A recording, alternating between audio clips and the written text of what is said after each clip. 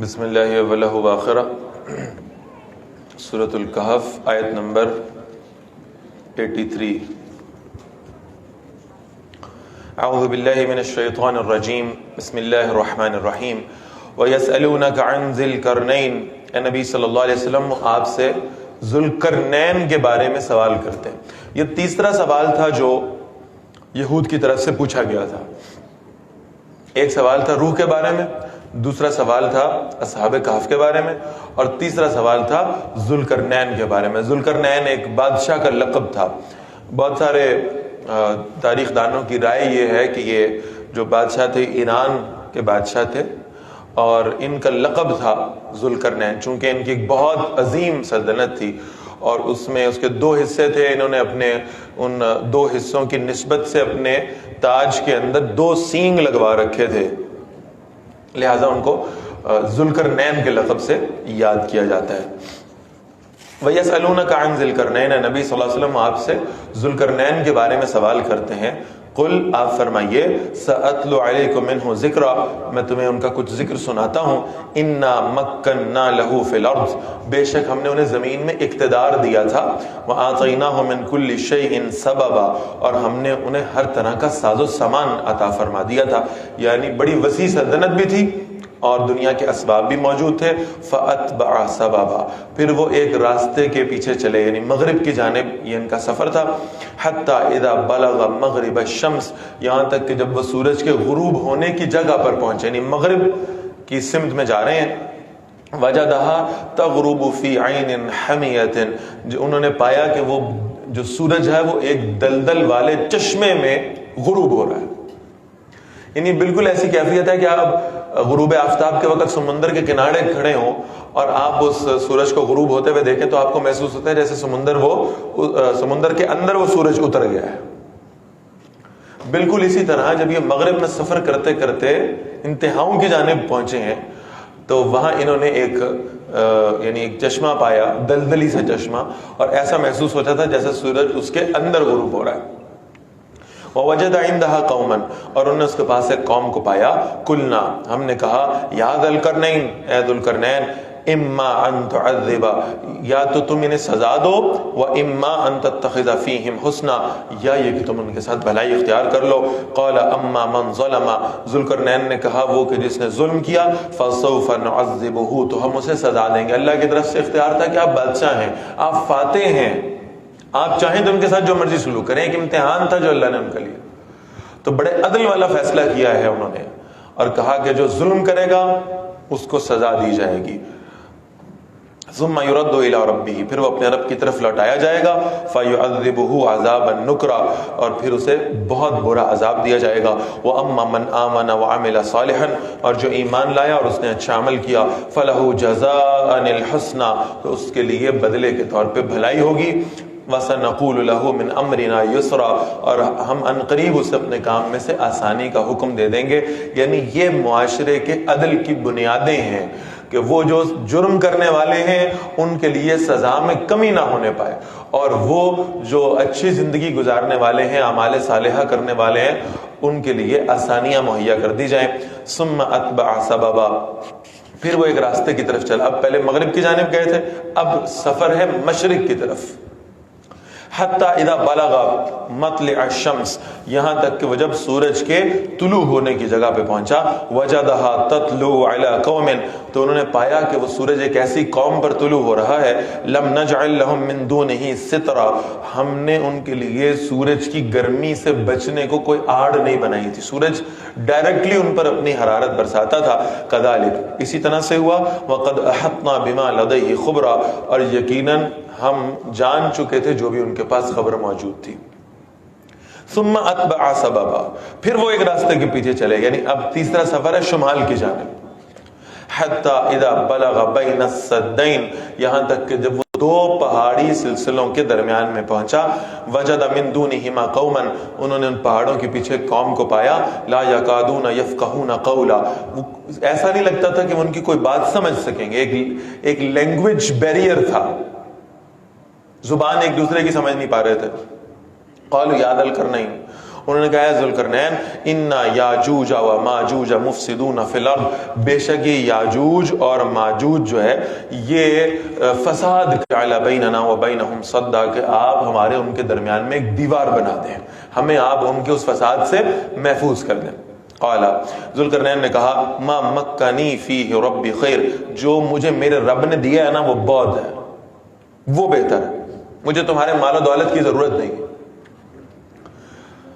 فَأَعِينُونِي بِقُوَّةٍ، تم میری مدد کرو افرادی قوت کے ذریعے سے، مال کی میرے پاس کوئی کمی نہیں ہے الحمدللہ، مجھے افرادی قوت چاہیے، مجھے رجال چاہیے، مجھے مزدور چاہیے جو یہ دیوار بنانے والے، اجعل بینکم وبینہم ردما، تاکہ میں تمہارے اور ان کے درمیان ایک موٹی دیوار بنا دوں۔ آتونی زبر الحدید، مجھے لوہے کے بڑے ٹکڑے لا کر دو، حتی اذا ساوا بین الصدفین، یہاں تک کہ جب انہوں نے وہ جو پہاڑی کنارے تھے ان کے درمیان کے خلا کو پر کر دیا ان لوہے کے ٹکڑوں کو پگھلا کر۔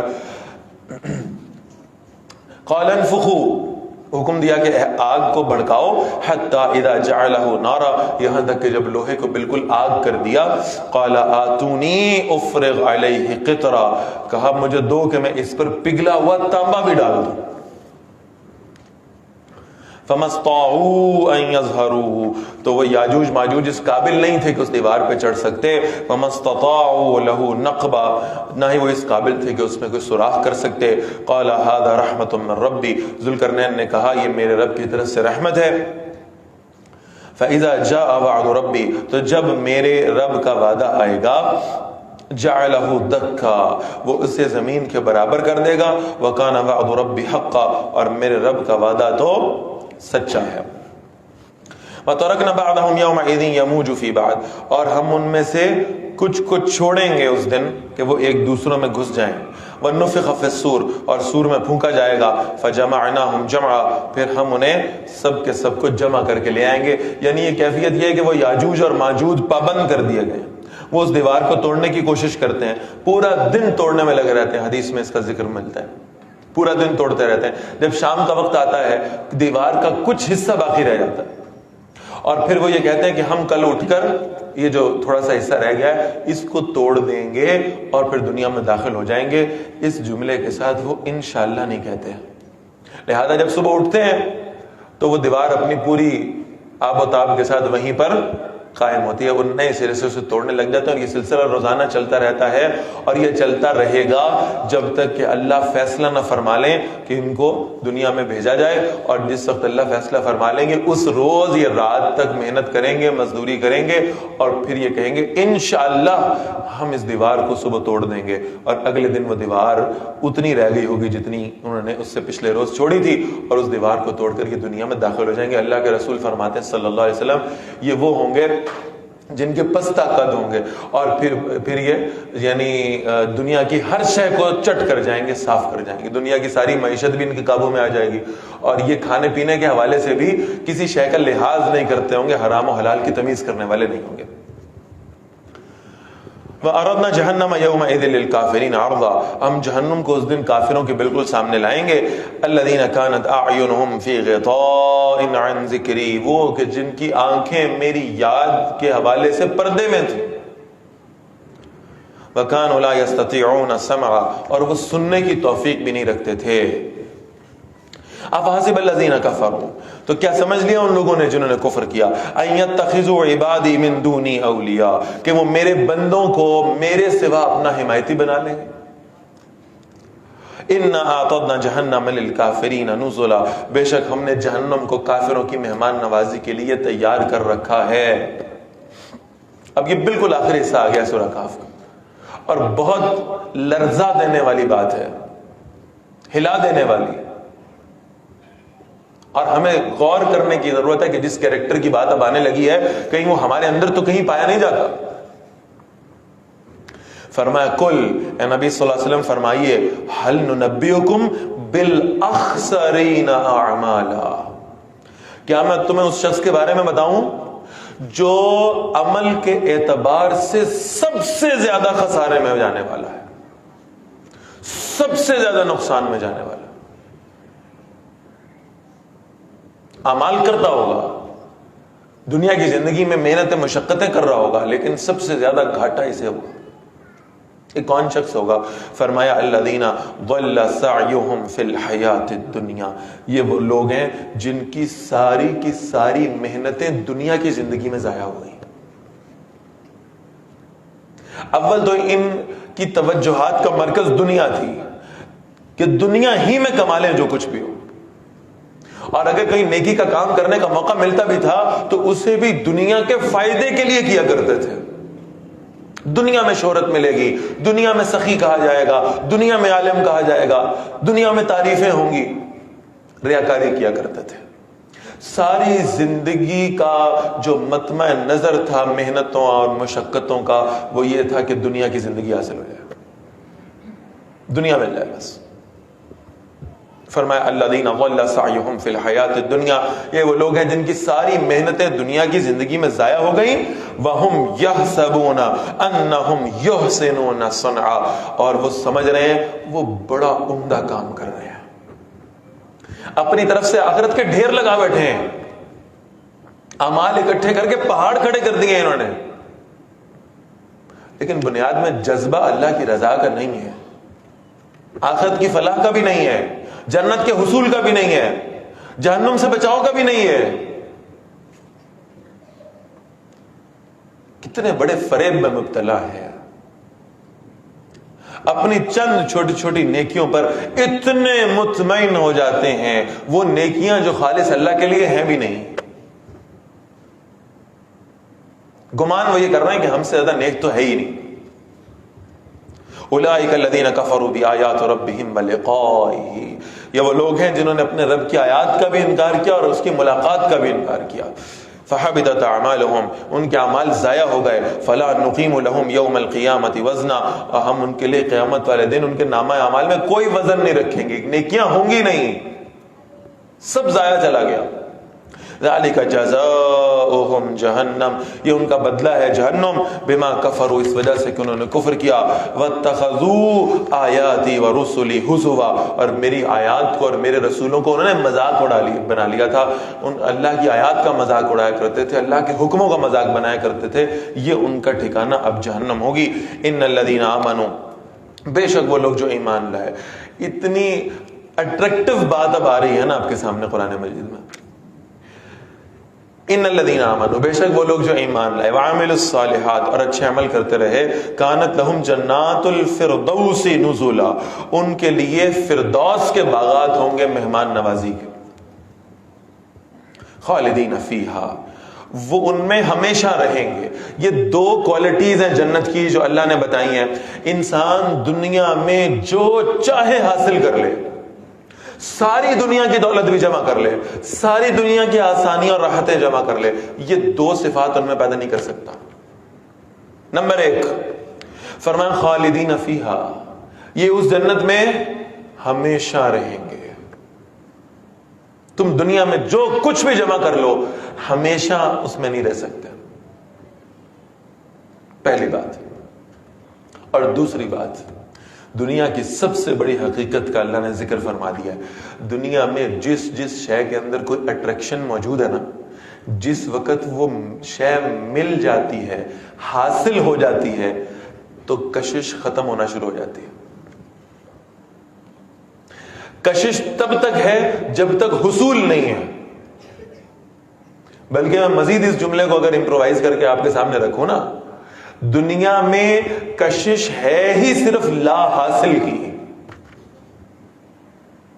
جب تک نہیں ملی، جب تک میسر نہیں آئی، تب تک صرف اسی کے کوشش میں لگے، محنتیں کر رہے ہیں اس کو حاصل کرنے کے لیے، مشقتیں کر رہے ہیں اس کو حاصل کرنے کے لیے۔ وہ جب تک لا حاصل ہے تب تک پرکشش ہے، جس دن حاصل ہو گئی کشش ختم ہو جائے گی، پھر کسی اور شے کی کشش میں مبتلا ہو جائے، کیونکہ یہ تو حاصل ہو چکی۔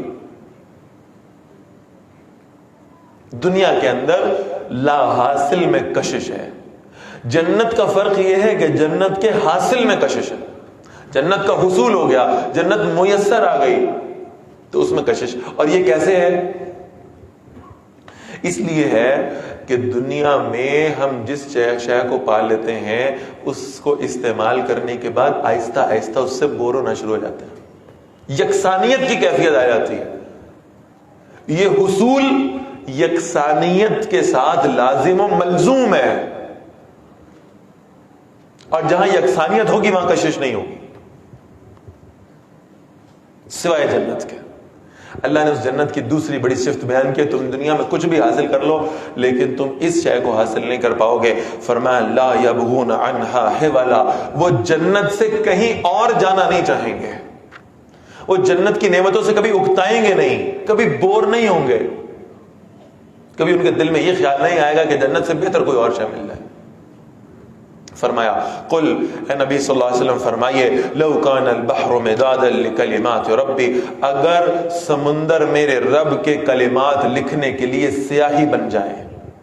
کیا عظمت اور شان ہے رب العالمین کی، سمندر سیاہی بن جائے. لنفد البحر قبل ان تنفد کلمات ربی ولو جئنا بمثلہ مددا. یہ سارے سمندر، اس زمین کا 70% حصہ سمندر، اور اتنے ہی اور آ جائیں تو یہ 140% ہو گیا. زمین کے 1.5 گنا رقبے پر اگر سمندر موجود ہو اور ان سمندروں کے پانی کو سیاہی بنایا جائے اور اس سے اللہ کے کلمات لکھنے شروع کیے جائیں، اللہ کی شان اور عظمت کا بیان لکھنا شروع کیا جائے، فرمایا لنفد البحر، یہ سمندر ختم ہو جائیں گے اس سے پہلے کہ اللہ کی شان ختم ہو. اتنے عظیم الشان رب کے لیے. اب یہ 5-6 فٹ کا جسم اس کو نہیں مانتا تو اس کی ربوبیت میں کوئی فرق پڑنے والا نہیں ہے. یہ میری بدبختی ہوگی کہ میں اللہ کو اپنا رب نہ مانوں، میں اس عظمت والی ہستی کے ساتھ اپنا تعلق نہ جوڑوں. وہ اتنا عظیم ہے کہ میرے ماننے یا نہ ماننے سے اس کو فرق پڑنے والا نہیں ہے. فرمایا کل، اے نبی صلی اللہ علیہ وسلم فرمائیے، انما انا بشر مثلکم، بے شک میں تمہاری طرح ایک انسان ہوں. یوحا الی انما الہکم الہ واحد، میری طرف وحی کیا جاتا ہے کہ بے شک تمہارا معبود ایک ہی معبود.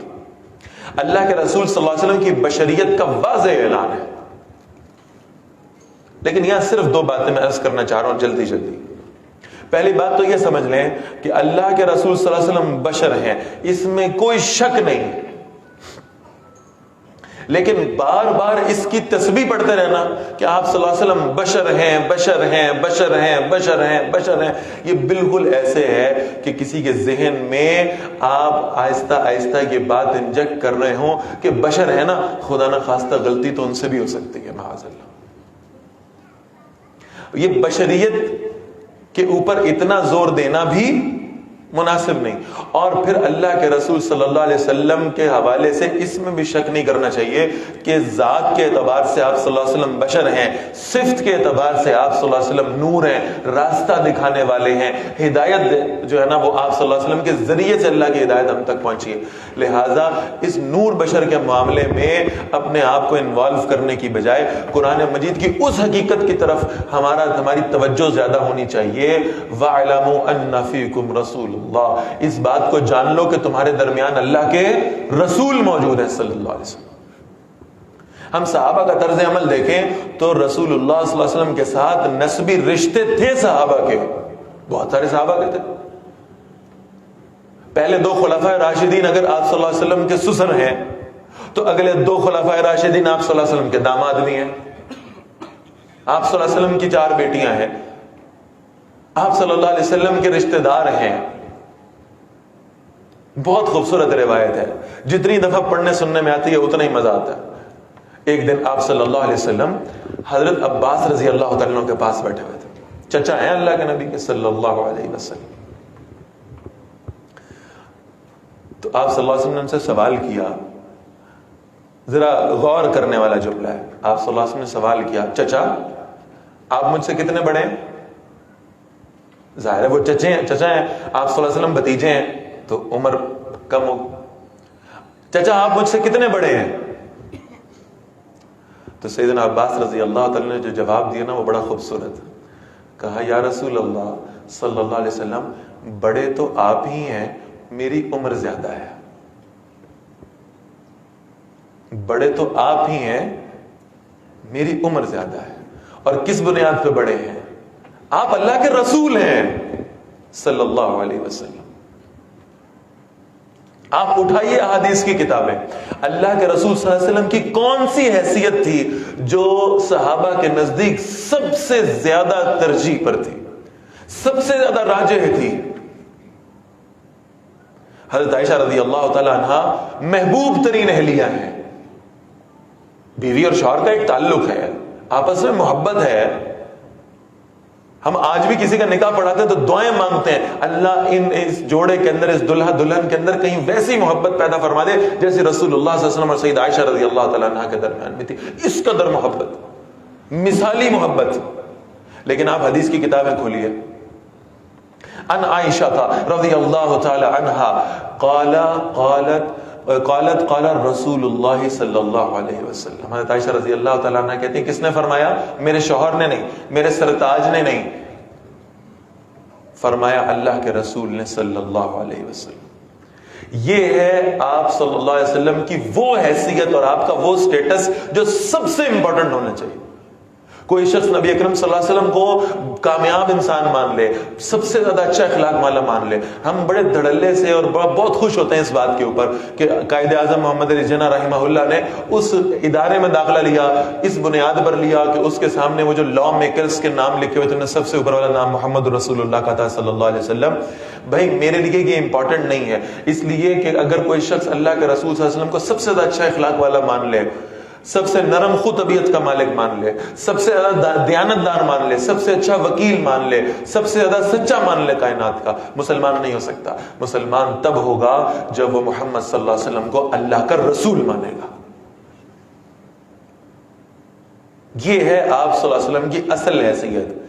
اس میں کوئی شک نہیں ہے کہ آپ صلی اللہ علیہ وسلم جیسا کوئی دیانتدار آدمی دنیا میں موجود نہیں تھا، آپ سے اچھے اخلاق والا کوئی شخص دنیا میں موجود نہیں تھا. لیکن یہ ساری حیثیتیں اصل میں آپ صلی اللہ علیہ وسلم کے درجہ رسالت کے تحت ہیں. لہذا ہمارا فوکس اس بات پر سب سے زیادہ ہونا چاہیے کہ نبی اکرم صلی اللہ علیہ وسلم اللہ کے رسول. فرمایا فمن کان یرجو لقاء ربہ، بس جو کوئی اپنے رب سے ملاقات کی امید رکھتا ہے، فلیعمل عملا صالحا، اسے چاہیے وہ اچھے عمل کیا کرے. کیا پیش کرے گا اللہ کے سامنے جا کر؟ کیا دکھائے گا؟ ولا یشرک بعبادۃ ربہ احدا، اور اسے چاہیے جو آخرت پر یقین رکھتا ہو کبھی اپنے رب کی عبادت میں کسی کو شریک نہ کرنے والا ہو، اس اللہ وحدہ لا شریک کی صرف عبادت کرتا ہو. سورۃ الکہف کا اختتام اور اس کے بعد پھر آغاز ہو رہا ہے سورہ مریم کا. قرآن مجید کی بہت خوبصورت سورہ مبارکہ، جیسا نام سے ظاہر ہے حضرت مریم سلام اللہ علیہا کے واقعے کے اوپر مبنی ہے. یہاں میں ایک بات عرض کر دیتا ہوں، قرآن مجید کا اسلوب ہمیں بتاتا ہے کہ اللہ تعالیٰ نے قرآن مجید میں عورت کا جو تصور پیش کیا ہے نا، وہ ایک پردہ دار اور چھپی ہوئی مخلوق کے طور پہ ہے. اسی لیے پورے قرآن مجید میں اللہ نے صرف اس ایک استثناء کے علاوہ کسی خاتون کا نام نہیں لیا، کنیت سے بلایا. امرأۃ نوح وامرأۃ لوط، نوح علیہ السلام کی بیوی، لوط علیہ السلام کی بیوی. قل لازواجک وبناتک، اے نبی صلی اللہ علیہ وسلم کہیے اپنی بیویوں سے اور اپنی بیٹیوں سے، ونساء المؤمنین، ایمان والوں کی خواتین سے. نام نہیں لیا. سورہ تحریم میں 2 امہات المؤمنین کا ذکر آیا ہے، حضرت عائشہ کا اور حضرت حفصہ کا رضی اللہ تعالی عنہما. اللہ نے دونوں میں سے کسی کا نام نہیں لیا، نام تک کو چھپا کے رکھا ہے، اس لیے کہ عورت ہے ہی وہ مخلوق جو چھپائی جانے والی. یہ جو ایک استثناء ہے، ایک ایکسپشن ہے، وہ حضرت مریم کے بارے میں سلام اللہ علیہ، اور وہ اس لیے ہے کہ اللہ نے حضرت مریم سلام اللہ علیہ کا ذکر کیا ہے تب کیا ہے جب حضرت عیسیٰ علیہ السلام کا ذکر ہوا ہے، اور اس لیے کیا ہے کہ عام طور پر بیٹے کو باپ کی نسبت سے پکارا جاتا ہے. محمد ابن عبداللہ، عبداللہ بن عباس، عبداللہ بن مسعود، عبداللہ بن جبیر، عبداللہ بن زبیر، سارے عباد اللہ ہے نا، لیکن وہ باپ کے نام سے پتہ لگ رہا ہے یہ کس کا بیٹا ہے. حضرت عیسیٰ علیہ السلام کے حوالے سے یہ ایکسیپشن آپ کو قرآن میں ملے گی، اور بہت خوبصورت ایکسیپشن ہے کہ اللہ نے باقی نبیوں کا ذکر کیا ہے تو ان کے ساتھ ان کے والدین کے ناموں کا ذکر نہیں کیا.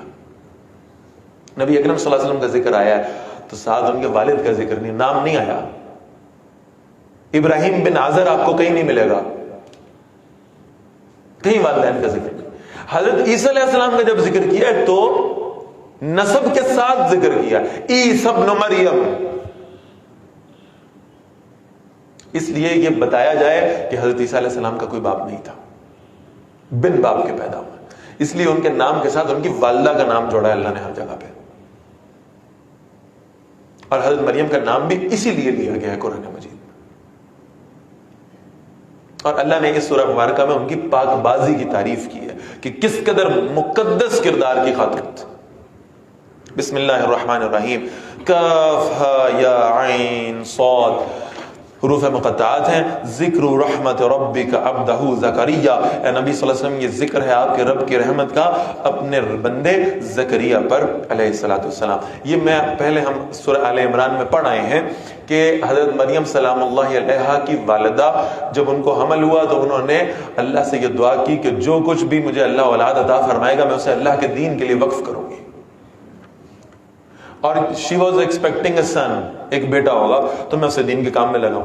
اور پھر جب یہ معاملہ مکمل ہوا تو اللہ نے بیٹی عطا فرما دی. تو انہوں نے کہا یا اللہ آپ نے مجھے بیٹی دی ہے، بہرحال چونکہ میں نے تو آپ سے یہ وعدہ کیا تھا کہ میں اپنی اولاد کو دین کے کام پہ لگاؤں گی، تو جیسے کوئی بیٹا دین کی خدمت کر سکتا ہے ویسے نہ صحیح لیکن بہرحال جن حدود و قیود میں رہتے ہوئے خاتون دین کی خدمت کر سکتی ہے اس میں تو میں مریم کو اپنی بیٹی کو لگاؤں گی انشاءاللہ. اس لیے انہیں حضرت زکریا علیہ السلام کے سپرد کیا گیا. بزرگ تھے، اللہ کے پیغمبر تھے، ان کے ذمہ لگایا گیا کہ اب اس بچی کی تربیت آپ نے کرنی.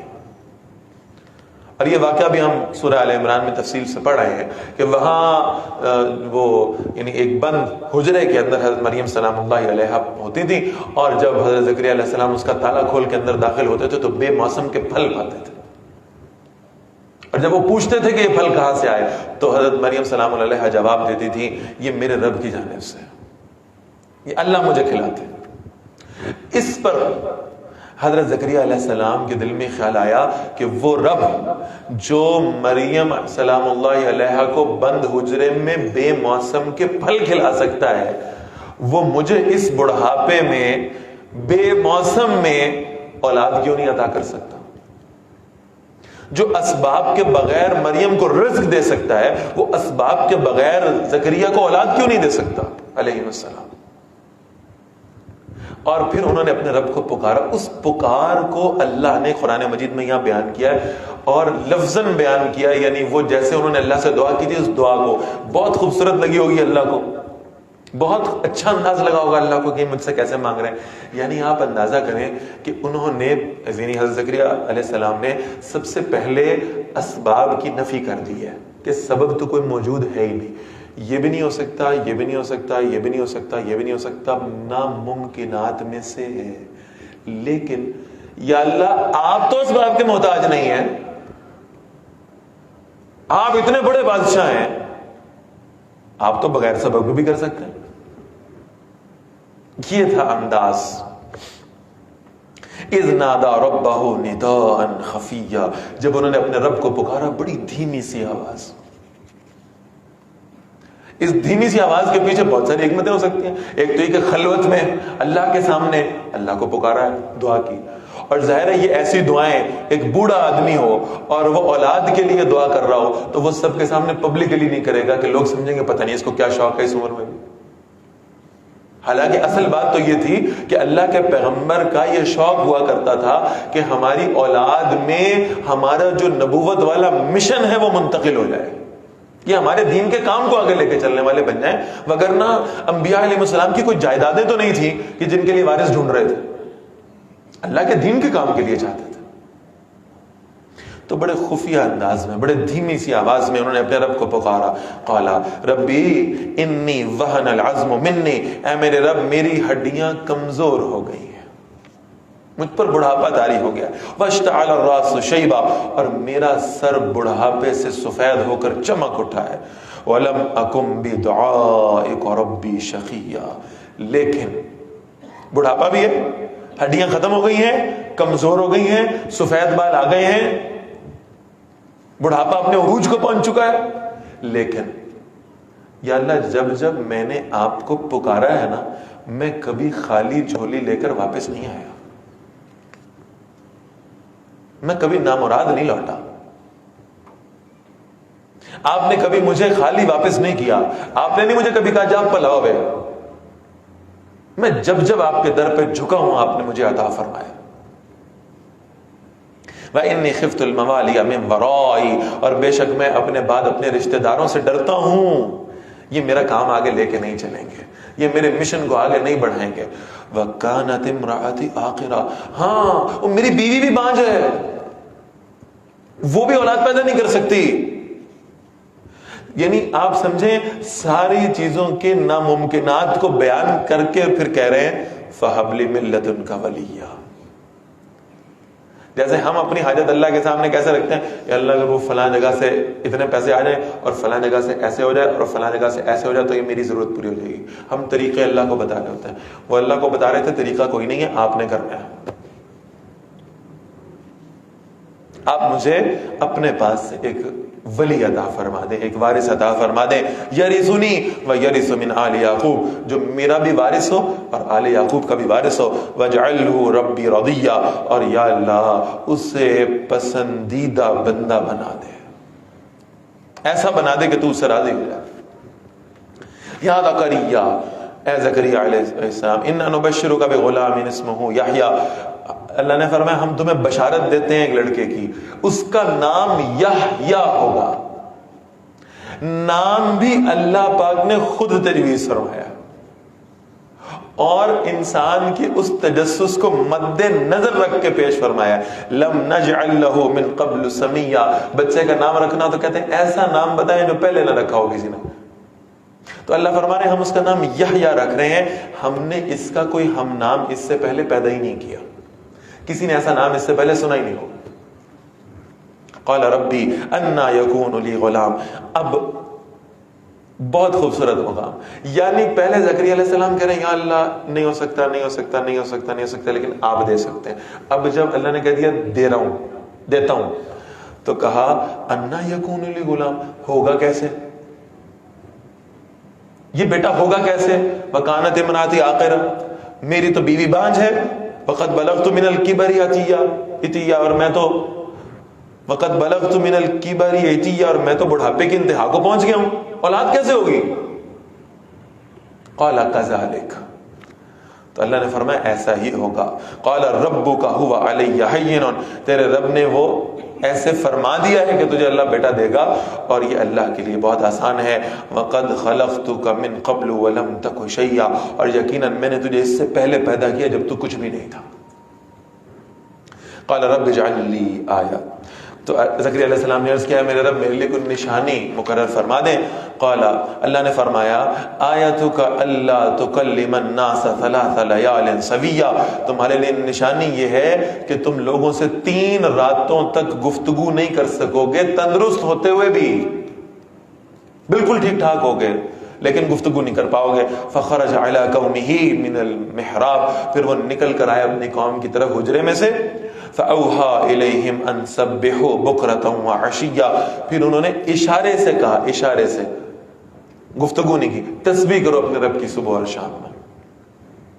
یا یحییٰ خذ الکتاب بقوۃ، اے یحییٰ کتاب کو مضبوطی سے پکڑ لیجئے. وآتیناہ الحکم صبیا، اور ہم نے انہیں بچپن ہی میں دنائی عطا فرما دی، وحنانا من لدنا وزکات، اور ہم نے اپنے پاس سے انہیں نرم دلی اور پاکیزگی عطا کی، وکانا تقیا، اور وہ بڑے پرہیزگار تھے، وبرم بوالدی، اور وہ اپنے ماں باپ کے ساتھ حسن سلوک کرنے والے تھے، ولم یکن جبارا عصیا، اور وہ نہ سرکش تھے اور نہ نافرمان تھے، والسلام علیہ یوم ولد، سلامتی ہے اس روز پر جس روز انہیں پیدا کیا گیا، ویوم یموت، اور جس روز وہ وفات پائیں گے، وَيَوْمَ يُبْعَثُ حَيًّا، اور جس روز انہیں دوبارہ زندہ کر کے اٹھایا جائے گا، وَاذْكُرْ فِي الْكِتَابِ مریم، اور نبی صلی اللہ علیہ وسلم اس کتاب میں ذرا مریم کا بھی ذکر کریے، حضرت مریم سلام علیہ کا ذکر کیجئے اس کتاب میں۔ اِذِ انتبذت من اہلها مکانا شرقیا، جب وہ اپنے گھر والوں سے جدا ہوئی ایک ایسی جگہ میں جو مشرق کی جانب تھی۔ یہ ذرا ذہن میں رکھیں، ایک ایسی پاکیزہ کردار کی خاتون جس نے کبھی غیر محرم سے نظر نہ ملائی ہو، جس کی زندگی ایک حجرے میں گزری ہو، جس نے اپنی عزت و کردار کی بھرپور حفاظت کی ہو، اب یہ اپنے گھر والوں سے الگ ہو کر مشرق کی طرف ایک جگہ پہ جا رہی ہیں۔ فَاتَّخَذَتْ مِن دُونِهِمْ حِجَابًا، انہوں نے پردہ کر لیا اپنی طرف۔ فَأَرْسَلْنَا إِلَيْهَا رُوحَنَا، اب وہ بڑی مطمئن ہوں گی کہ یہ تو جنگل کا حصہ ہے اور یہاں بالکل کوئی آنے والا نہیں ہے، اور میں نے اس خلوت میں بھی، یعنی آپ اندازہ فرمائیں کہ کردار کتنا پاکیزہ ہوگا کہ جنگل میں جہاں کسی کا آنے کا امکان نہیں ہے وہاں بھی پردہ کیا ہے اپنے اطراف میں کہ کسی کی نظر نہ پڑ جائے دور سے، اور وہاں اللہ فرما رہے ہیں ہم نے اپنی روح کو یعنی جبرائیل علیہ السلام کو وہاں بھیجا۔ اب حضرت جبرائیل علیہ السلام انسانی شکل میں آئے، فتمثل لها بشرا سویا، وہ انسانی شکل اختیار کر کے مکمل انسان کی صورت میں حضرت مریم کے سامنے آ گئے۔ ان کو نہیں معلوم کہ یہ فرشتے ہیں، انہوں نے گمان کیا کہ وہ مرد ہے۔ اب اس پاکیزہ کردار والی عورت کا کیا حال ہوگا کہ جب وہ خلوت کے ماحول میں ہے اور وہاں ایک غیر مرد آ گیا ہے، جان پہ بنائے گی۔ قالت، کہنے لگی، انی اعوذ بالرحمن منکا، میں رحمان کی پناہ طلب کرتی ہوں تجھ سے۔ دو کرداروں کا ذکر ہے قرآن، ایک ہم پڑھ رہے ہیں اور دوسرا آج پڑھ رہا ہے۔ حضرت یوسف علیہ السلام کا معاملہ بھی یہی ہوا تھا، وہاں تو انہیں گناہ کی دعوت دے دی تھی زلیخا نے، تو ان کا جواب کیا تھا؟ قال معاذ اللہ، اللہ کی پناہ میں آتا ہوں، اللہ کی پناہ میں۔ یہ جو جذبات ہیں، یہ جو کیفیات ہیں، یہ اتنی طاقتور ہیں کہ بڑا بڑا متقی بھی پھسل سکتا ہے، بڑے بڑے زاہد اور عابد کو شیطان اس چکر میں گرفتار کر سکتا ہے۔ لہذا وہاں یوسف علیہ السلام نے بھی گناہ سے بچنے کے لیے اللہ سے کہا تھا معاذ اللہ، یا اللہ آپ بچا لیں۔ اور یہاں حضرت مریم سلام علیہ نے بھی یہ کہا ہے، انی اعوذ بالرحمن منکا، میں رحمان کی پناہ مانگتی ہوں تجھ سے۔ ان کنت تقیا، اگر تو ڈرنے والا اللہ سے، اگر اللہ سے ڈرتا ہے تو چلا جا، میری عزت پہ ہاتھ نہ ڈال۔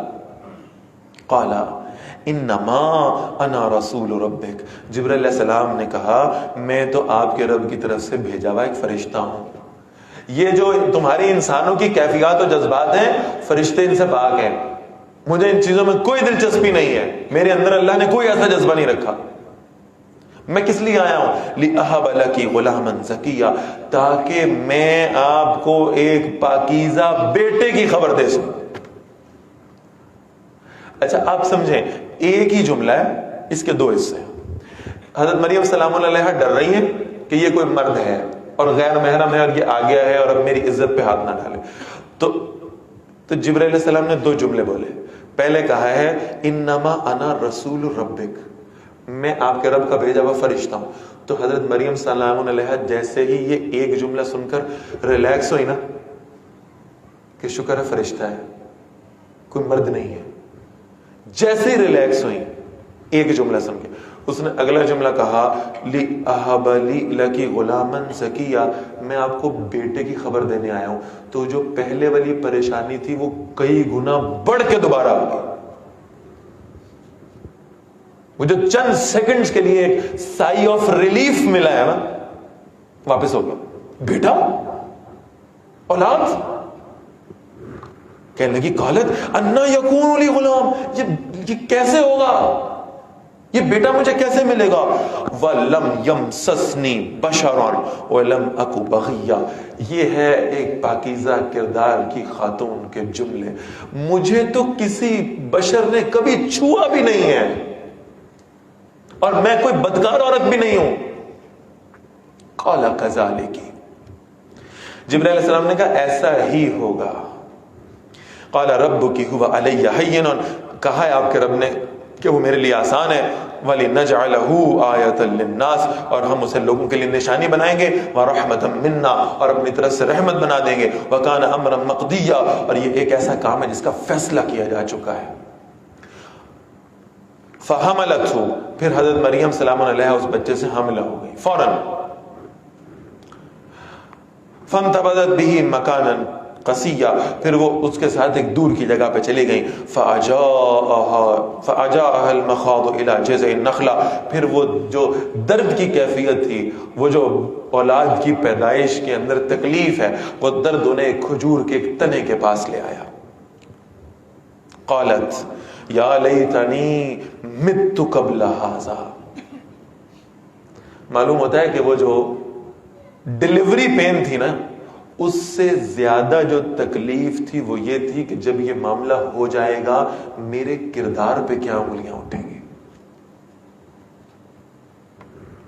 یا لیتنی مت قبل ھذا، ہائے کاش میں یہ دن دیکھنے سے پہلے مر گئی ہوتی، مر چکی ہوتی۔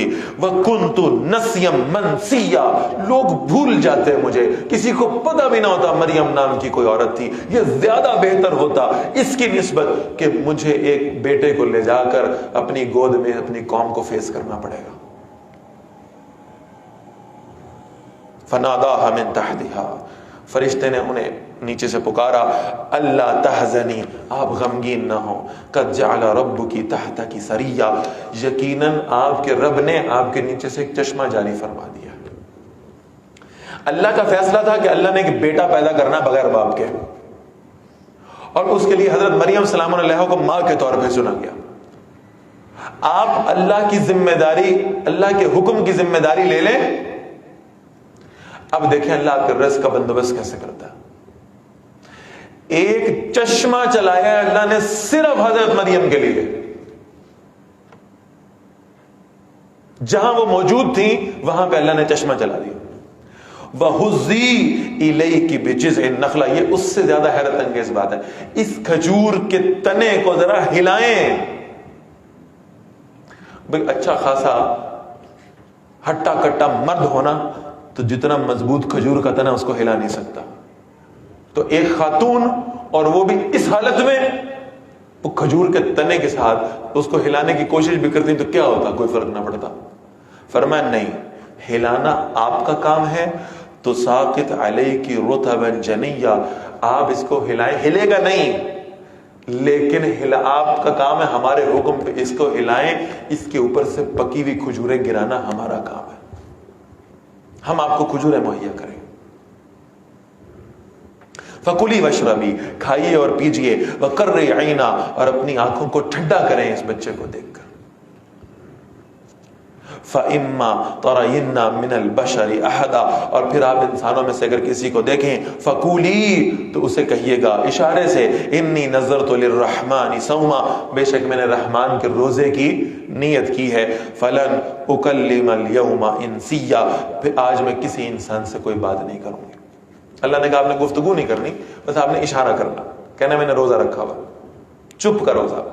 فَأَتَتْ بِهِ قَوْمَهَا تَحْمِلُهُ، اب وہ حضرت عیسیٰ علیہ السلام کی پیدائش ہو گئی ہے، اس معصوم بچے کو گود میں اٹھا کر حضرت مریم سلام علیہ جنگل سے واپس آ رہی ہیں اپنی قوم کی طرف۔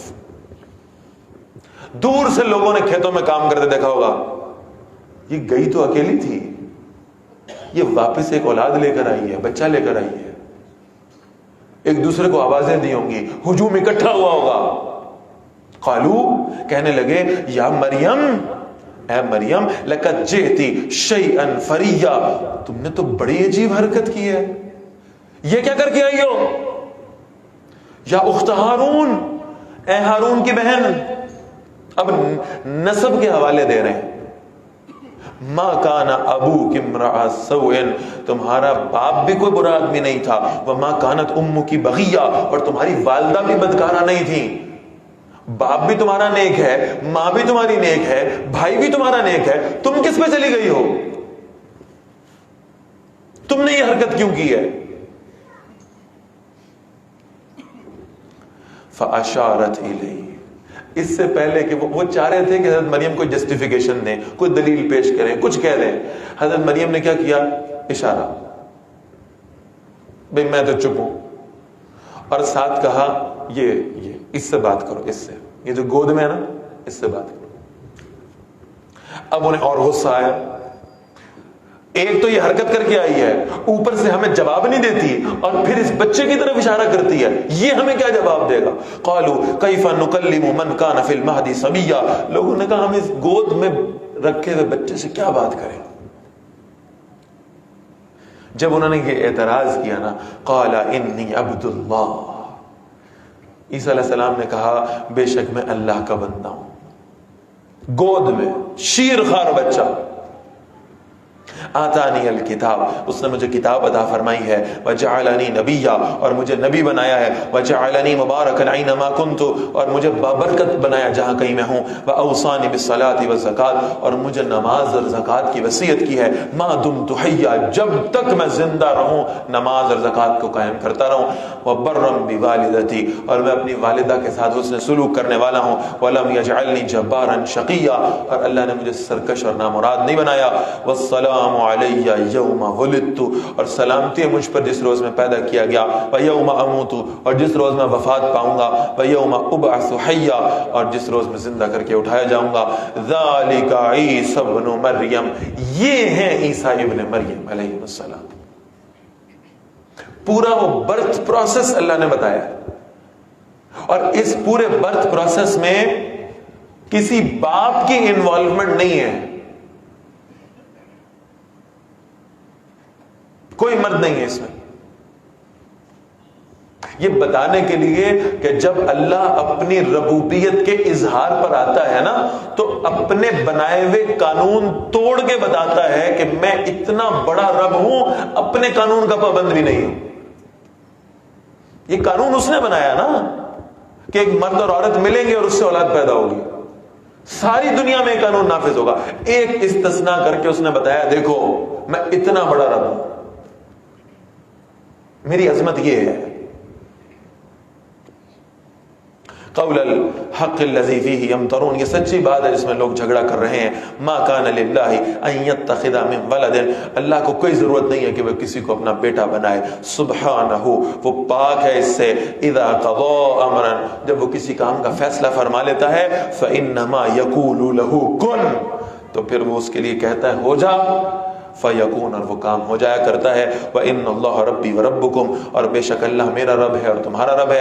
فَاعْبُدُوهُ، اسی کی بندگی کرو. هَذَا صِرَاطٌ مُسْتَقِيمٌ، یہی سیدھا راستہ ہے.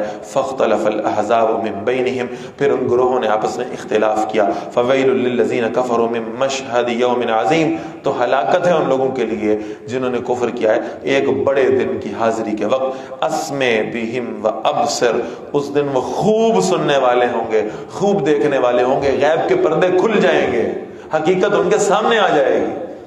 یوم یاتوننا، جس روز وہ ہمارے پاس آئیں گے. لیکن الظالمون اليوم فی ضلال مبین، یہ ظالم لوگ تو آج بہت بڑی گمراہی میں مبتلا ہیں. وانذرهم یوم الحسرۃ اذ قضی الامر، اور اے نبی صلی اللہ علیہ وسلم خبردار کیجئے انہیں حسرت کے دن سے جب معاملہ چکا دیا جائے گا. وهم فی غفلۃ، اور وہ غفلت میں ہیں. وهم لا یؤمنون، اور وہ ایمان نہیں لا رہے ہیں. انا نحن نرث الارض ومن علیہا، بے شک ہم وارث ہیں زمین کے بھی اور جو اس پر ہے اس کے بھی. والینا یرجعون، اور ہمارے ہی طرف وہ لوٹائے جائیں گے. وذکر فی الکتاب ابراہیم، اے نبی صلی اللہ علیہ وسلم اس کتاب میں ابراہیم علیہ السلام کا ذکر بھی کریں. انہ کان صدیقا نبیا، بے شک وہ صدیق نبی تھے، سچے نبی تھے. اذ قال لأبیہ، جب انہوں نے کہا اپنے والد سے، یا ابت لم تعبد ما لا يسمع، اے میرے والد آپ اس کی عبادت کیوں کرتے ہیں جو نہ سنتا ہے، ولا يبصر اور نہ دیکھتا ہے، ولا یغنی عنک شیئا اور نہ آپ کے کوئی کام آ سکتا ہے، یا ابت انی قد جاءنی من العلم، اے میرے والد بے شک میرے پاس وہ علم آ چکا ہے، ما لم یاتک جو آپ کے پاس نہیں آیا، فاتبعنی بس آپ میری پیروی کیجئے، اہدک صراطا سویا میں آپ کی سیدھے راستے کی طرف رہنمائی کروں گا، یا ابت لا تعبد الشیطان، اے میرے ابا جی، اے میرے والد شیطان کی بندگی نہ کریں، ان الشیطان کان للرحمن عصیا، بے شک شیطان تو رحمان کا نافرمان ہے، یا ابت انی اخاف ان یمسک عذاب من الرحمن، ابا جی میں ڈرتا ہوں آپ کو کوئی عذاب پہنچے گا رحمان کی طرف سے، فتکون للشیطان ولیا، پھر آپ شیطان کے ساتھی ہو جائیں گے۔ بڑا ایک زبردست واز ہے جو ابراہیم علیہ السلام اپنے والد سے کر رہے ہیں۔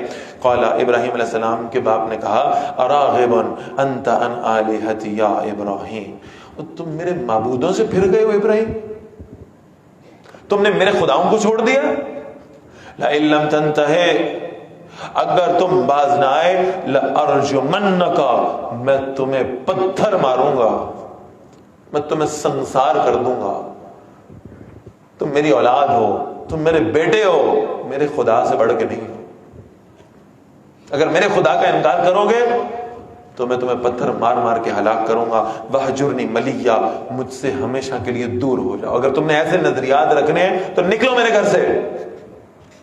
قال السلام علیکم، ابراہیم علیہ السلام نے کہا ایسا تو پھر ایسے سے سلام ہو جی آپ پر، میں جا رہا ہوں، سأستغفر لك ربی، میں آپ کے لیے اپنے رب سے بخشش مانگوں گا، انہ کان بی حفیہ، بے شک وہ مجھ پر بہت مہربان ہے، وآتزلکم اور میں تمہیں چھوڑ رہا ہوں، وما تدعون من دون اللہ اور انہیں بھی جنہیں تم اللہ کے سوا پکارتے ہو، وادعو ربی میں اپنے رب کو پکارتا ہوں، عسى اللہ اکون بدعاء ربی شقیہ، مجھے امید ہے میں اپنے رب کو پکار کے کبھی نامراد واپس نہیں لوٹوں گا۔ فلما اعتزلهم تو جب ابراہیم علیہ السلام ان سے علیحدہ ہو گئے، وما يعبدون من دون اللہ اور ان سے بھی جن کی وہ عبادت کرتے تھے اللہ کے سوا، وهبنا له اسحاق و یعقوب ہم نے انہیں اسحاق اور یعقوب عطا فرما دی علیہ السلام۔ بہت خوبصورت مقام سمجھ میں آتا ہے، اس لیے کہ اللہ کی خاطر اگر انہوں نے اپنے کچھ رشتوں کو چھوڑا ابراہیم علیہ السلام نے، تو اللہ نے متبادل کے طور پہ کچھ اور رشتے عطا فرما دیے۔ ایک باپ چھوڑا ہے تو اللہ فرما رہے ہم نے بیٹا بھی عطا فرما دیا، پوتا بھی عطا فرما دیا۔ وَكُلًّا جَعَلْنَا نَبِيًّا اور ہر ایک کو ہم نے نبی بنایا، وَوَهَبْنَا لَهُم مِّن رَحْمَتِنَا اور ہم نے انہیں اپنی رحمت سے عطا فرمایا، وَجَعَلْنَا لَهُمْ لِسَانَ صِدْقٍ عَلِيًّا اور ہم نے ان کے حق میں سچائی کا بول بالا کر دیا۔ وَاذْكُرْ فِي الْكِتَابِ مُوسیٰ اے نبی صلی اللہ علیہ وسلم اس کتاب میں موسیٰ علیہ السلام کا ذکر بھی فرمائیے، إِنَّهُ كَانَ مُخْلَصًا یقیناً وہ چنے ہوئے تھے، وَكَانَ رَسُولًا نَبِيًّا اور وہ رسول نبی تھے، وَنَادَيْنَاهُ مِن جَانِبِ الطُّورِ الْأَيْمَنِ اور ہم نے انہیں طور پہاڑ کے دائیں جانب سے پکارا، وَقَرَّبْنَاهُ نَجِيًّا اور ہم نے انہیں خاص سرگوشی کے لیے اپنے قریب کیا، وَوَهَبْنَا لَهُ مِن رَحْمَتِنَا اور ہم نے انہیں اپنی رحمت سے عطا فرمائے، أَخَاهُ هَارُونَ نَبِيًّا ان کے بھائی ہارون کو ہم نے نبی بنا دیا۔ وَاذْكُرْ فِي الْكِتَابِ اسماعیل اے نبی صلی اللہ علیہ وسلم اس کتاب میں اسماعیل علیہ السلام کا ذکر بھی کیجئے، إِنَّهُ كَانَ الصَّادِقَ الْوَعْدِ بے شک وہ اپنے وعدے کے سچے تھے، وَكَانَ رَسُولًا نَبِيًّا اور وہ رسول نبی تھے، وَكَانَ يَأْمُرُ أَهْلَهُ بِالصَّلَاةِ وَالزَّكَاةِ وہ اپنے گھر والوں کو نماز اور زکوٰۃ کا حکم دیتے تھے، وَكَانَ عِندَ رَبِّهِ مَرْضِيًّا اور وہ اپنے رب کے نزدیک بڑے پسندیدہ تھے۔ وَاذْكُرْ فِي الْكِتَابِ إِدْرِيسَ اے نبی صلی اللہ علیہ وسلم کتاب میں سے ادریس علیہ السلام کا ذکر کیجئے، إِنَّهُ كَانَ صِدِّيقًا نَبِيًّا بے شک وہ صدیق نبی تھے، وَرَفَعْنَاهُ مَكَانًا عَلِيًّا اور ہم نے انہیں بلند مقام پہ اٹھا لیا تھا۔ اولئک الذین انعم اللہ علیہم من النبیین یہ وہ لوگ ہیں انبیاء علیہم السلام جن پر اللہ نے اپنا انعام فرمایا ہے، من ذریت آدم اور یہ آدم علیہ السلام کی اولاد میں سے تھے، وَمِمَّنْ حَمَلْنَا مَعَ نُوحٍ، اور ان میں سے کچھ تھے جنہیں ہم نے نوح علیہ السلام کے ساتھ کشتی میں سوار کرایا تھا، وَمِن ذُرِّيَّةِ إِبْرَاهِيمَ وَإِسْرَائِيلَ، اور کچھ تھے ابراہیم علیہ السلام اور یعقوب علیہ السلام کی اولاد میں سے، وَمِمَّنْ هَدَيْنَا وَاجْتَبَيْنَا، اور وہ تھے جنہیں ہم نے ہدایت دی اور چن لیا، اِذَا تُتْلَى عَلَيْهِمْ آيَاتُ الرَّحْمَنِ، جب ان پر رحمان کی آیات تلاوت کی جاتی ہیں، خَرُّوا سُجَّدًا وَبُكِيًّا، وہ سجدے میں روتے ہوئے گر پڑتے ہیں۔ آیت سجدہ ہے، آخر میں سجدہ فرما لیجئے گا۔ فخلف من بعدهم خلف، پھر ان کے بعد ناخلف لوگ جانشین بن گئے۔ اس کے مظاہر تو ہم اپنے معاشرے میں بھی بہت دیکھتے ہیں، کتنے اولیاء اللہ ہیں، کتنے اللہ کے نیک بندے ہیں، اٹھائیے ان کی کتابیں، ان کے مواعظ، ان کے خطبات، کسی نے تلقین نہیں کی تھی کہ میرے بعد شرک کرنے لگنا، کسی نے نہیں کہا تھا کہ وہ جو ایکٹیویٹیز آج ان کے مزاروں پر ہو رہی ہیں ان کو رواج دینا۔ یہ سب تو اللہ کی توحید کو ماننے والے تھے، یہ سب تو اللہ کے دین کی محنت کرنے والے تھے، ان کی کتب موجود ہیں، ان کی دعوت موجود ہے، اور جب یہ خود دنیا سے رخصت ہو گئے، بعد میں آنے والے ناخلف لوگوں نے ان کو کمائی کا ذریعہ بنایا ہے۔ کون سی غیر اخلاقی سرگرمی نہیں ہے جو آج ان جگہوں پہ چلتی ہے، اور اس میں ان بزرگان دین کا کوئی دوش نہیں۔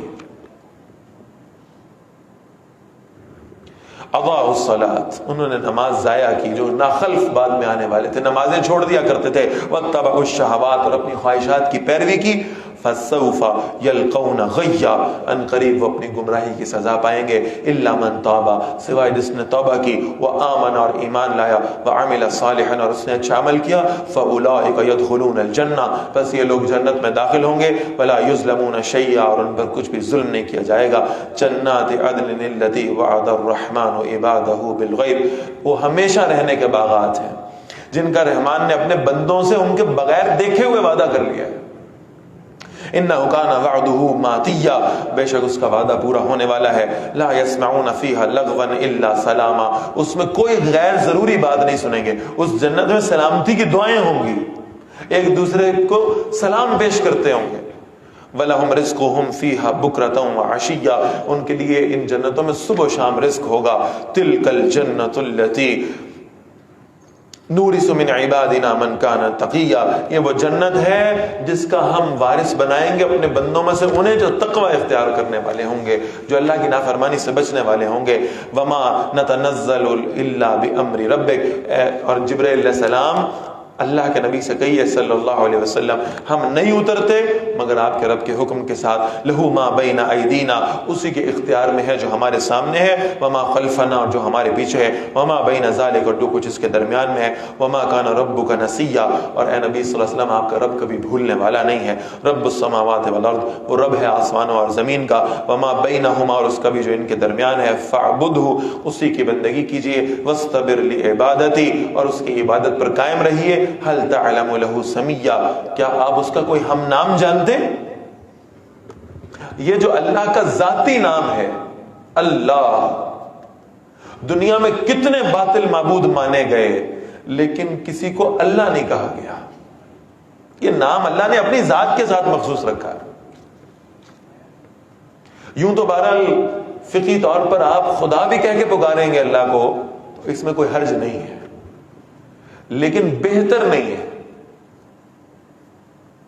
اس کو بہتر نہیں سمجھا گیا، اس لیے کہ جب آپ خدا کی بات کرتے ہیں تو خدا کا لفظ تو اہل کفر بھی اپنے ان باطل معبودوں کے لیے استعمال کر لیتے ہیں۔ اس خدا کو اگر آپ ٹرانسلیٹ کریں تو انگریزی میں اسے کہتے ہیں گاڈ، اس کی پلورل بھی ہے، اس کی فیمنن بھی ہے، مونس بھی ہے اور جمع بھی ہے، گاڈز بھی ہے اور گاڈس بھی ہے۔ اللہ کا لفظ کائنات کا وہ لفظ ہے جس کی کوئی جمع نہیں ہے، جس کی کوئی مونس مذکر نہیں ہے، جس کی جنس نہیں ہے، یہ اللہ کا ذاتی نام ہے، لہذا بہتر یہ ہے کہ اللہ کو اسی نام سے پکارا جائے۔ وَيَقُولُ الْإِنسان، اور انسان کہتا ہے، أَإِذَا مَا مِتُّ، کیا جب میں مر جاؤں گا، لَسَوْفَ أُخْرَجُ حَيًّا، کیا دوبارہ زندہ کر کے مجھے نکالا جائے گا؟ اولا یذکر الانسان، یہ انسان یاد کیوں نہیں کرتا، انا خلقناه من قبل ولم یک شیئا، بے شک ہم نے اسے پہلے پیدا کیا تھا جب یہ کچھ بھی نہیں تھا، ایک کروموسوم تھا جس کو انسانی آنکھ سے دیکھا بھی نہیں جا سکتا، ہم نے تب اس کو پورا انسان بنا دیا، تو ہم اسے مرنے کے بعد دوبارہ زندہ کیوں نہیں کر سکتے؟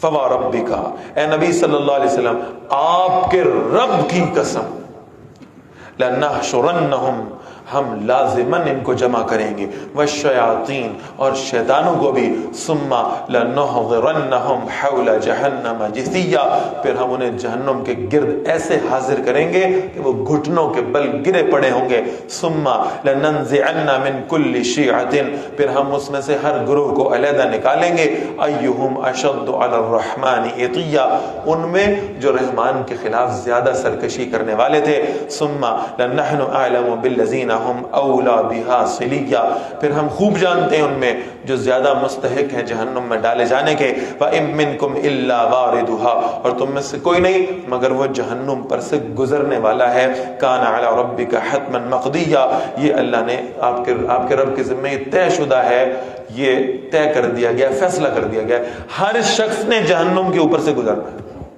وہ جسے ہم پل صراط کہتے ہیں، وہ جس کے بارے میں اللہ کے نبی نے فرمایا صلی اللہ علیہ وسلم تلوار کی دھار سے زیادہ تیز ہے اور بال سے زیادہ باریک ہے، جہنم کے اوپر رکھا گیا ہے، اس کے اوپر سے گزر کر جانا ہے، وہ جن کے بارے میں فیصلہ ہو چکا ہوگا کہ یہ اہل جنت میں ہیں، اللہ ہمیں بھی ان میں شامل فرمائے، وہ اس پل صراط سے سہولت کے ساتھ، آسانی کے ساتھ اللہ ان کو گزار دیں گے۔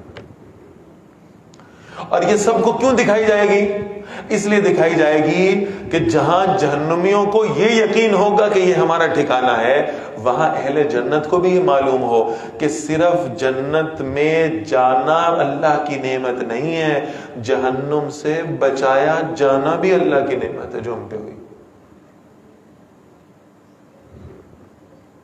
ثم ننجی الذین اتقوا، پھر ہم انہیں بچائیں گے جو اللہ سے ڈرتے رہے، ونذر الظالمین فیہا جثیا، اور ہم ظالموں کو ایسے چھوڑ دیں گے کہ وہ جہنم میں اپنے گھٹنوں کے بل گرے ہوں گے، فاذا تتلی علیہم آیاتنا بینات، اور جب ان پر ہماری واضح آیات تلاوت کی جاتی ہیں، قال الذین کفروا، یہ کفر کرنے والے کہتے ہیں، للذین آمنوا، ایمان والوں سے، ای الفریقین خیر مقاما واحسن ندیا، کہ دونوں گروہوں میں سے کون بہتر ہے مرتبے میں، کون زیادہ اچھا مجلس کے اعتبار سے، کہاں ایمان والے جن کو کھانے کو کچھ میسر نہیں آ رہا، اور کہاں کفر والے، ہم تو دنیا میں تم سے بہت بہتر ہیں، ہم تو مال و متاع میں بہتر ہیں، ہم تو ٹیکنالوجی میں اچھے ہیں، ہم تو قوت و طاقت تم سے زیادہ رکھتے ہیں۔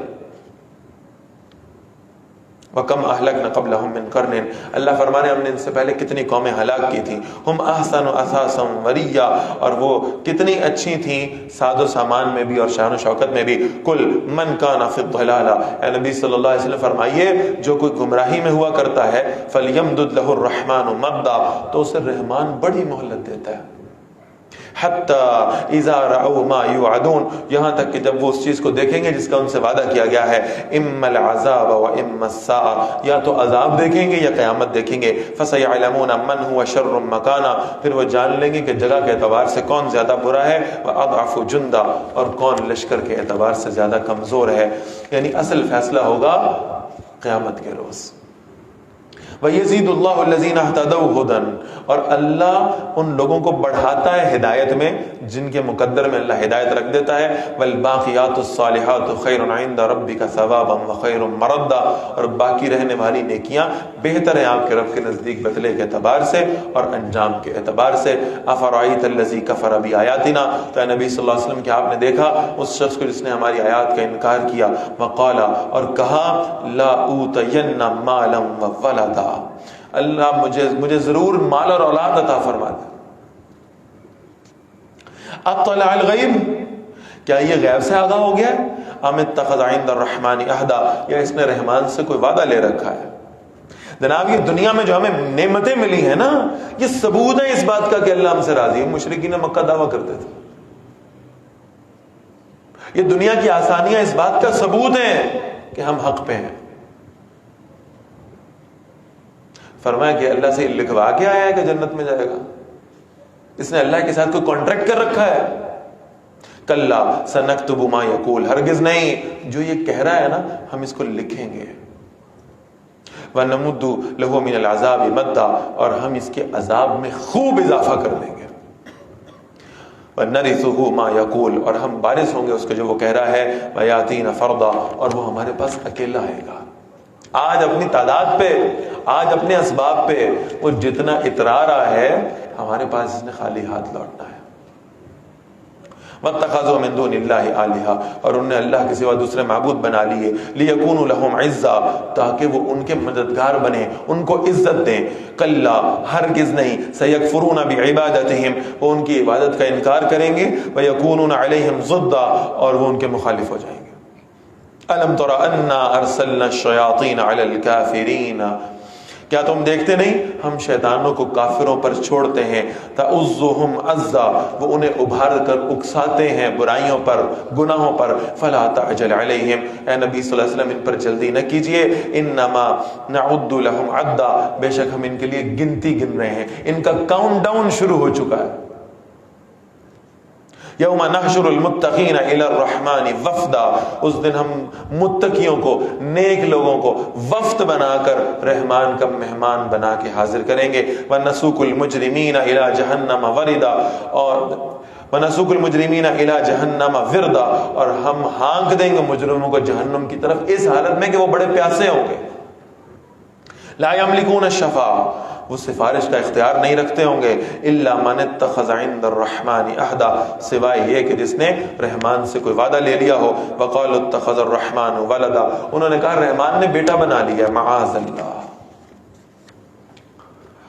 لقد جئتم شیئا ادا، اے مشرکو تم بڑی بھاری بات لے کر آئے. اور یہاں چونکہ الحمدللہ ہمارے سامعین میں سب لوگ اہل ایمان ہیں، تو ذرا انہیں اس بات کو اور شدت سے سوچنا ہے. آج ہمارا نوجوان میری کرسمس کہتے ہوئے ڈرتا نہیں ہے. وہ آج یہود و نصارہ کی عبادات میں شرکت کرتے ہوئے شرم نہیں کرتا. بلکہ میں اپنے نوجوان کا رونا کیا روں، ہمارے بعض مذہبی قیادت بھی ایسی ہے جو ان عیسائیوں کے ساتھ جا کر، ان یہودیوں کے ساتھ جا کر ان کی مذہبی رسومات میں باقاعدہ شرکت کرتے ہیں. کلیساؤں میں کیک کاٹنے جاتے ہیں، بڑی بڑی داڑیاں چھوڑی ہوئی ہیں، فلاں فلاں جماعت کے ذمہ دار ہیں. کیا کر رہے ہیں جناب؟ بین المذاہب ہم آہنگی. بذات خود فتنہ ہے یہ. میرا مذہب، میرا دین کسی دوسرے دین کے ساتھ ہم آہنگ نہیں ہو سکتا. میری آئیڈینٹی الگ ہے، میرا دین الگ ہے، میری تہذیب الگ ہے. میں اس نبی کا امتی ہوں جو جب دیکھتا تھا کہ مشرکین بال لمبے بڑھاتے ہیں تو وہ اپنے بال کٹوا لیا کرتا تھا. میں اس نبی کا امتی ہوں جو جب دیکھتا تھا کہ یہود اپنے بال چھوٹے رکھتے ہیں تو وہ اپنی زلفیں بڑھا لیا کرتا تھا. میں اس نبی کا امتی ہوں جس نے 10 محرم کا اکیلا روزہ رکھنے سے صرف اس لیے منع کیا ہے کہ یہودیوں کے ساتھ کوئی مماثلت نہ ہو جائے. میں اس نبی کا امتی ہوں جس نے ایک کافر کے چہرے پر بڑی بڑی مونچھیں رکھی ہوئی اور داڑیاں منڈوائی ہوئی دیکھا تھا تو کہا تھا ہم اس کا طریقہ اختیار نہیں کریں گے، ہم داڑیاں بڑھائیں گے اور مونچھوں کو کم کریں گے. یہ بین المذاہب ہم آہنگی رسول اللہ کے دور میں تو نہیں تھی صلی اللہ علیہ وسلم. یہ انٹرفیتھ ہارمنی خلفائے راشدین کو سمجھنا ہے. بھئی تم سوچو تو صحیح، تم کیا کر رہے ہو؟ تم کسی اپنے عیسائی دوست کو اور کلاس فیلو کو میری کرسمس کا میسج بھیجتے ہو یا اس کا سٹیٹس لگاتے ہو، تم کیا کر رہے ہو؟ وہ اپنے پیغمبر کا یوم ولادت نہیں منا رہے، وہ اللہ کے بیٹے کا یوم ولادت منا رہے ہیں. معاذ اللہ. اور تم نے اس میں مبارکباد دے کے ثابت کر رہے ہو کہ میں بھی اسے اللہ کا بیٹا مانتا ہوں. اب ذرا سنیں یہ کتنی شدید بات ہے. فرمایا یہ کہتے ہیں اللہ نے بیٹا بنا لیا ہے. معاذ اللہ. فرمایا تقاد السماوات یتفطرن منہ، قریب ہے کہ اس جملے سے آسمان پھٹ جائیں. وتنشق الارض، اور زمین ٹکڑے ٹکڑے ہو جائے. وتخر الجبال ہدا، اور پہاڑ ریزہ ریزہ ہو کر گر جائے. کس بنیاد پہ؟ یہ اتنی آفتیں کس بیس پہ آئیں گی؟ ان دعوا للرحمن ولدا، اس لیے کہ انہوں نے رحمان کے بیٹے کا دعویٰ کر دیا. یہ اتنا شدید شرک ہے، اتنا شدید شرک. جو اللہ پہ ایمان رکھتا ہے اور اس ایمان کی غیرت بھی رکھتا ہے، وہ کبھی اللہ کے ساتھ شریک کرنے والوں کے ساتھ محبت کی پینگیں نہیں بڑھا سکتا.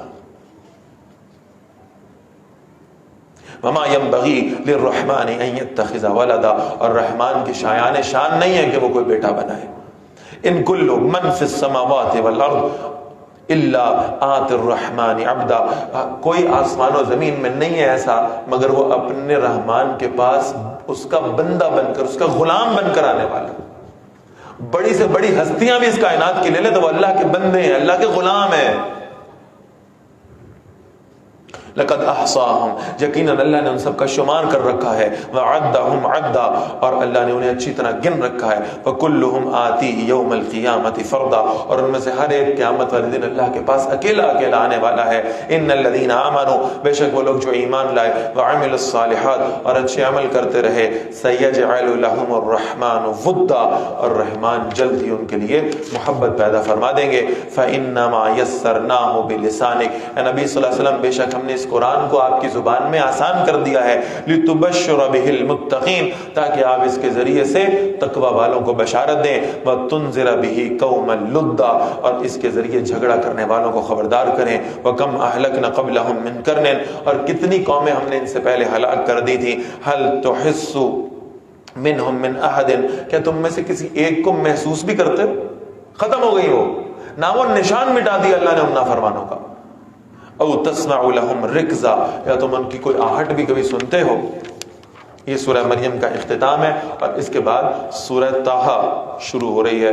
بہت خوبصورت سورہ مبارکہ ہے، اور اس سورہ مبارکہ میں بہت تفصیل کے ساتھ حضرت موسیٰ علیہ السلام کا جو واقعہ ہے وہ بیان کیا گیا ہے. بسم اللہ الرحمن الرحیم. طٰہٰ ما انزلنا علیک القرآن لتشقى، اے نبی صلی اللہ علیہ وسلم، ہم نے قرآن آپ پر اس لیے نازل نہیں کیا کہ آپ مشقت میں پڑ جائیں. الا تذکرۃ لمن یخشی، مگر یہ یاد دہانی ہے اس کے لیے جو ڈرنے والا ہے. تنزیلا ممن خلق الارض والسماوات العلی، اور یہ نازل کیا گیا اس کی طرف سے جس نے زمین کو اور بلند آسمانوں کو پیدا فرمایا. الرحمن علی العرش استوى، وہ بڑا مہربان رب ہے جو عرش پر مستوی ہوا جیسا اس کی شان کے لائق ہے. لہ ما فی السماوات، اسی کے لیے ہے جو کچھ آسمانوں میں ہے. وما فی الارض، اور جو کچھ زمین میں ہے. وما بینہما، اور جو کچھ ان دونوں کے درمیان ہے. وما تحت الثرى، اور جو کچھ اس گیلی زمین کے نیچے ہے. وَإِن تَجْهَرْ بِالْقَوْلِ، اگر تم پکار کر کوئی بات کہو. فَإِنَّهُ يَعْلَمُ السِّرَّ وَأَخْفَى، تو بے شک وہ راز بھی جانتا ہے، چھپی ہوئی باتوں سے بھی واقف ہے اور اعلانیہ باتوں سے بھی واقف ہے. اللہ لا الہ الا ہو، اللہ جس کے سوا کوئی معبود نہیں ہے. لہ الاسماء الحسنى، سارے خوبصورت نام اسی کے لیے ہیں. وَهَلْ أَتَاكَ حَدِيثُ موسیٰ، کیا آپ کے پاس موسیٰ علیہ السلام کی خبر آ گئی؟ اذ رأى نارا، جب انہوں نے آگ دیکھی. فقال لأهله امكثوا، انہوں نے اپنے گھر والوں سے کہا ٹھہر جاؤ. انی آنست نارا، بے شک میں نے آگ دیکھی ہے. لعلی آتیکم منہا بقبس، شاید میں اس میں سے تمہارے پاس کوئی انگارہ لے آؤں. یہ وہ واقعہ تھا یعنی جب حضرت موسیٰ علیہ السلام مدین سے واپس آ رہے ہیں اور ارادہ یہ ہے کہ اب جائیں گے اور جا کر کچھ معیشت کو اس کا اہتمام کریں گے، رزق کمانے کا معاملہ کریں گے. اور راستے میں انہوں نے ایک وادی میں کچھ آگ جلتی دیکھی تو اپنے گھر والوں کو فرما رہے ہیں کہ رک جاؤ، میں وہاں جاتا ہوں، میں وہاں سے تمہارے لیے کوئی انگارہ لے آؤں گا. او اجد علی النار ہدا، یا میں آگ کے پاس کوئی رہنمائی حاصل کروں گا، روشنی بھی ہوگی اور وہاں بھی کچھ راستہ بھی مل جائے گا اور آگ سے حرارت بھی حاصل ہو جائے گی. فلما آتاہا، جب وہ اس آگ کے پاس آئے. نودی یا موسیٰ، پکارا گیا اللہ کی جانب سے، اے موسیٰ علیہ السلام.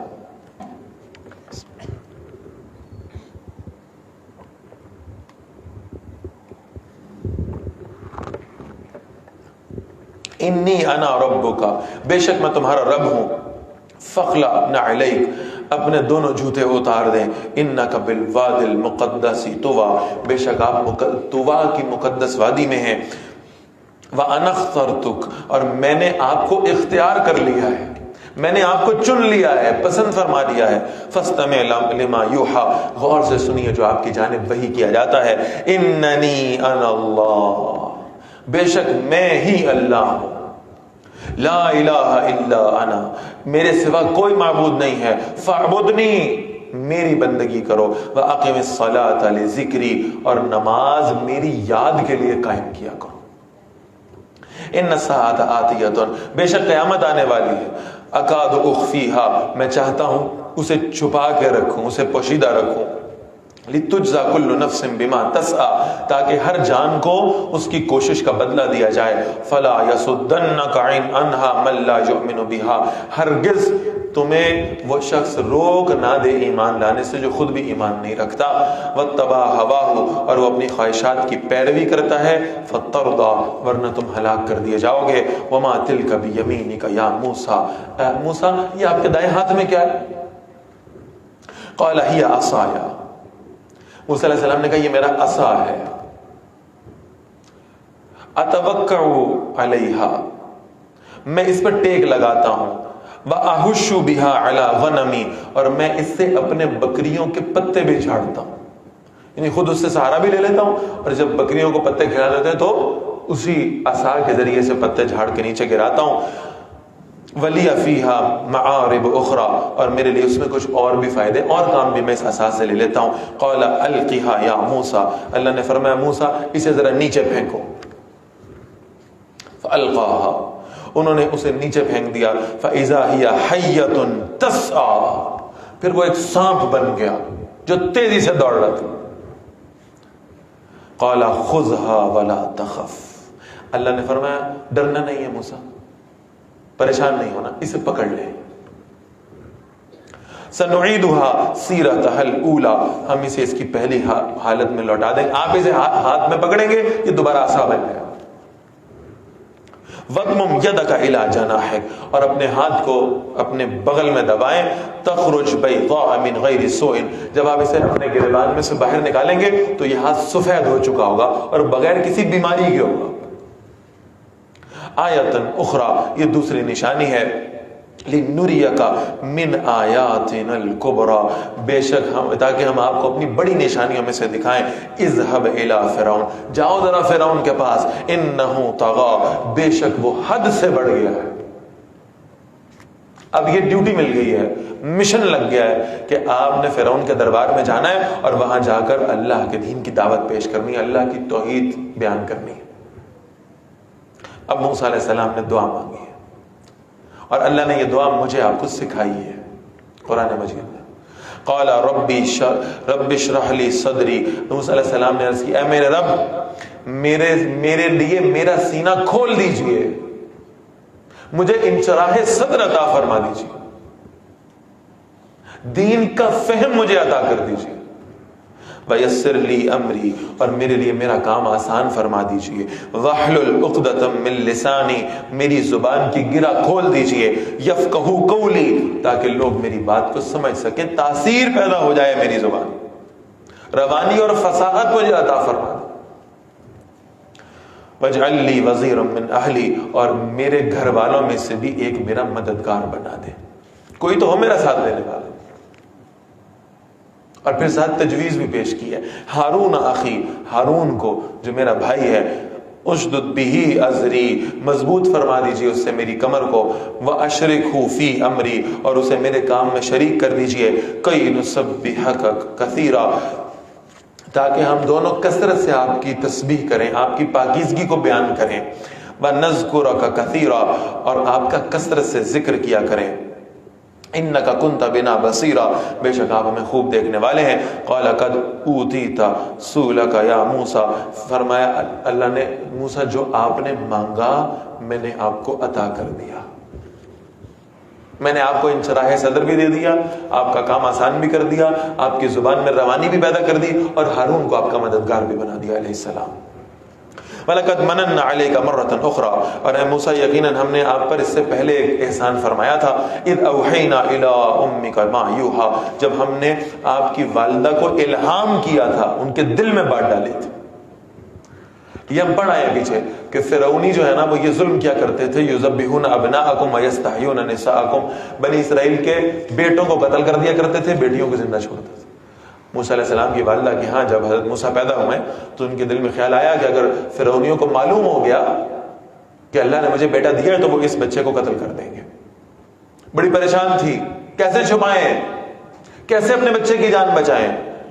تو اللہ فرمانے ہم نے ان کے دل میں یہ بات ڈالی، انقذفیہ فی التابوت، آپ اس بچے کو ایک تابوت میں رکھیں، صندوق میں رکھ دیں، فاقذفیہ فی الیم، اور پھر اس صندوق کو دریا میں ڈال دیں، فَلْيُلْقِهِ الْيَمُّ بِالسَّاحِلِ، پھر وہ اسے جو دریا ہے وہ ساحل پر ڈال دے گا، يَأْخُذُهُ عَدُوٌّ لِّي وَعَدُوٌّ لَّهُ، اسے میرا دشمن بھی اٹھائے گا اور اس کا دشمن بھی اٹھائے گا، یعنی فرعون کے دربار کے سامنے جا کر وہ صندوق رک جائے گا۔ اور اللہ نے فیصلہ کر لیا ہے کہ اللہ نے موسیٰ علیہ السلام کو فرعون کے دربار میں پرورش کرنی ہے۔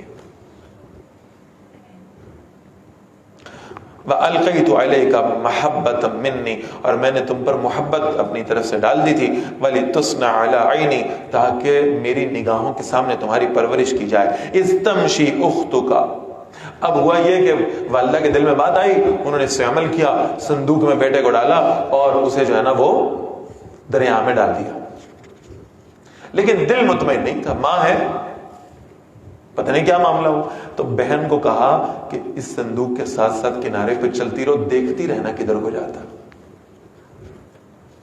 تو اللہ نے اس بات کا ذکر کیا، اذ تمشی اختک، جب تمہاری بہن چلتی جا رہی تھی، فتقول، اور کہنے لگی، هل ادلکم علی من یکفل، اب وہ تابوت جا کے، وہ صندوق جا کے رک گیا فرعون کے دربار کے باہر۔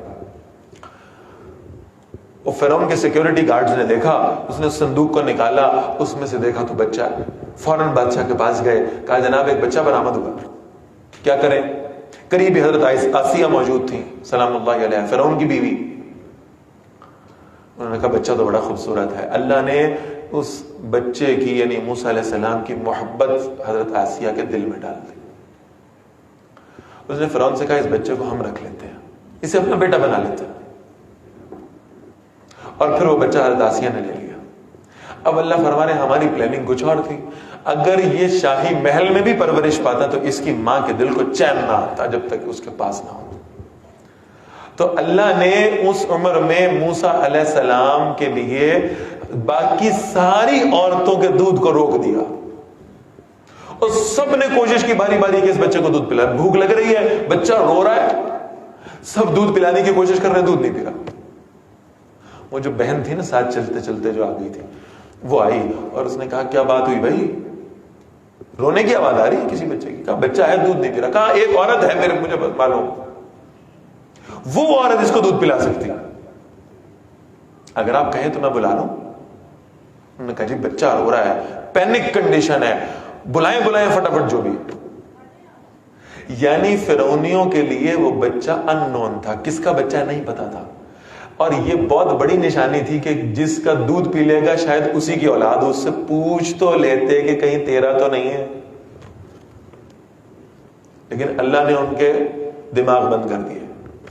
جب اللہ کو فیصلہ فرما لیں، ان کے ذہن میں یہ بات بھی نہیں آنے پائی کہ اس عورت کا دودھ پی رہا کہیں اسی کا بچہ نہ ہو، اور یہ عورت بنی اسرائیل کی ہے تو یہ وہی نہ ہو جس سے ہم ڈر رہے تھے۔